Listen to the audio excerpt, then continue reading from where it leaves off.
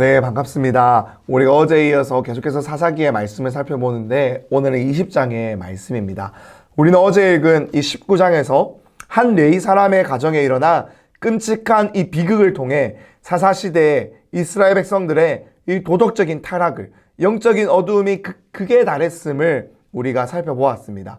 인간성은 상실되었고요. 사람을 쾌락의 도구로 삼았으며 가정 안에서 질서도, 아내를 보호해야 하는 남편의 이 당연한 모습도 발견할 수가 없었습니다. 그렇게 자신의 아내를 기부하 사람들에게 내주고 끔찍한 일을 당하게 하고 그 결과로 그 아내가 죽게 만들었던 이 레위 사람은 갑자기 이 일에 분노하며 자기 아내의 시체를 12동강 내어서 온 이스라엘 지파들에게 보내었고, 그 결과 이 기브아 땅에 있는 베냐민 지파를 제외한 모든 지파가 그 소집에 응하였습니다. 그리고 그들은 이 악한 일을 행한 기브아 사람들을 죽이기로 작정을 합니다.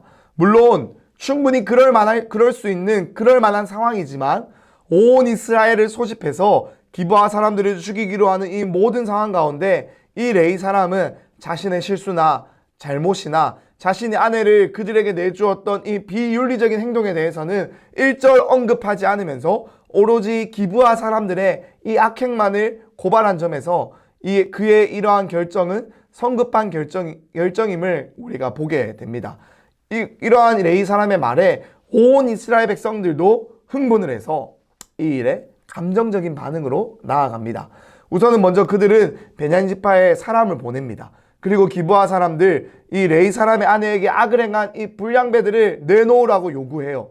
하지만 베냐민 지파도 이상합니다.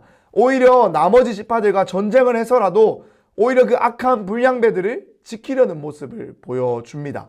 그래서 모인 군사가 이 베냐민 지파에서는 26,000명, 거기다가 특별히 왼손이 잘 훈련된 용사 700명이 모였습니다. 하지만 이는 전쟁 물자를 조달하는 군사의 숫자까지 포함된 40만의 이스라엘 군사들을 대적하기에는 턱없이 부족해 보입니다. 하지만 베냐민 지파는 이 전쟁을 포기하지 않고 이 전쟁을 실제로 진짜 하려고 합니다. 불량배들을 그냥 내어주면 될 일인데 오히려 그렇게 하지 않고 베냐민 지파가 오히려 똘똘 뭉쳐서 전쟁을 치르고자 한다는 겁니다. 그렇게 온 이스라엘과 베냐민 지파 간의 전쟁이 시작되었습니다. 이스라엘 백성들은 어느 지파가 먼저 이 전쟁 가운데 올라가면 좋을지를 하나님께 물었습니다. 하나님은 순순히 유다가 선봉에 설 것을 말씀합니다. 그렇게 유다가 선봉에 서서 이 전쟁을 치릅니다.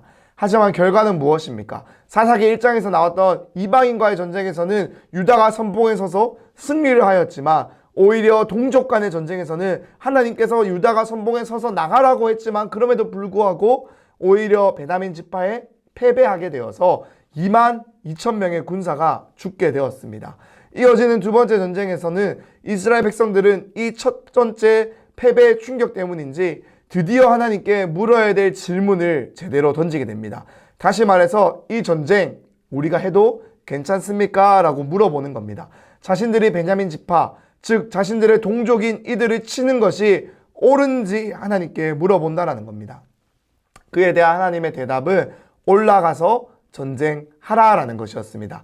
하지만 하나님께서는 결코 승리를 약속해 주지는 않으셨습니다. 그 결과 온 이스라엘은 순종하는 마음으로 올라갔지만 또 베냐민 지파에게 패배하게 되었고 18,000명이 추가로 더 죽게 되었습니다. 상황이 이렇게 되자 온 이스라엘 백성들이 울며 하나님께 제사를 드리며 자신들이 정말로 이 전쟁을 계속해서 하는 것이 맞는지를 하나님께 묻게 되었고, 하나님은 한 번 더 이 전쟁 가운데 나아가도록 말씀하시며 동시에 드디어 승리를 약속해 주셨습니다. 이렇게 온 이스라엘의 연합군이 드디어 베냐민 지파를 상대로 승리를 거두게 됩니다. 그러면 이제 무엇을 하면 될까요? 사실 어쩌면 악한 이 일을 행한 불량배들을 찾아내어서 그들만 처벌하면 됩니다. 눈에는 눈, 이에는 이가 하나님의 율법이잖아요. 그런데 하지만 온 이스라엘 백성들은 그 정도에서 멈추는 것이 아니라 이 베냐민 지파의 땅으로 들어가서 그들의 삶의 터전을 다 흔들어 버려요. 베냐민 지파의 용사들만은 죽인 것이 아니라 이 기브아의 불량배들만 죽인 것이 아니라 가축과 만나는 자들, 여인과 노인, 어린아이들 할 것 없이 다 죽이고 그 성읍을 불태워 버렸다라는 것입니다.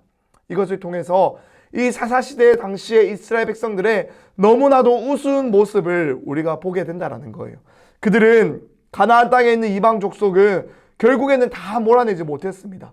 그들과의 전투는 적당히 하다가 그들의 강함에 물러섰어요. 하지만 하나님은 분명히 가나안 땅이 자신에게 바쳐져야 된다, 진멸되어져야 된다라는 것을, 그들의 악에 대한 결과로 그들을 다 진멸해야 된다라는 것을 분명히 말씀하셨습니다.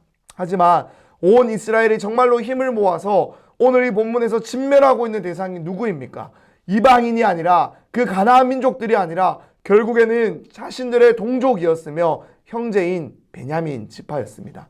그러나 그들은 이 이스라엘 백성들의 진정한 대적과의 전투는 오히려 피했고, 오히려 그들과의 전투는 적당히 했지만 오히려 자신의 형제들을 다 쓸어버려서 진멸하다시피 했다라는 겁니다. 순종하기 어려운 것은 피했고, 자신들의 힘으로 가능한 것에는, 자신들의 마음에 합당하다고 생각되는 것에는 반응을 하며 나아갔다라는 겁니다. 사랑하는 여러분, 우리의 모습은 그렇다면 어떠할까요? 우리도 어쩌면 이와 같지 않습니까? 우리의 모습도 혹시나 우리가 순종하고 싶은 것, 할 수 있는 것에만 순종하며 어쩌면 결국에 주님이 아니라 내가 내 삶의 주인 되어서 살아가고 있지는 않습니까? 사사시대는 끝없이 왕이 없었기 때문에 그러했다라고 지금 우리들에게 들려주며 말하고 있습니다. 하지만 우리는 우리 삶의 진정한 주인 되시는 주님이, 하나님이 결코 우리를 떠나지 않으시며 계시지 않을 수가 없다라는 것을 잘 알고 있습니다. 그렇다면 우리는 어떻게 살아야 할까요? 우리의 삶의 진정한 왕이 되시는 그 주님만 기억하고 따르는 삶, 오늘의 여러분들의 하루가, 오늘의 우리의 하루가 그 왕 되신 주님을 기억하는 하루 될 수 있기를 간절히 소망합니다. 그러한 하루를 살아내며 우리 내일 이 시간도 범어 달고나로 함께 만나도록 하겠습니다. 내일 만나도록 하겠습니다. 감사합니다.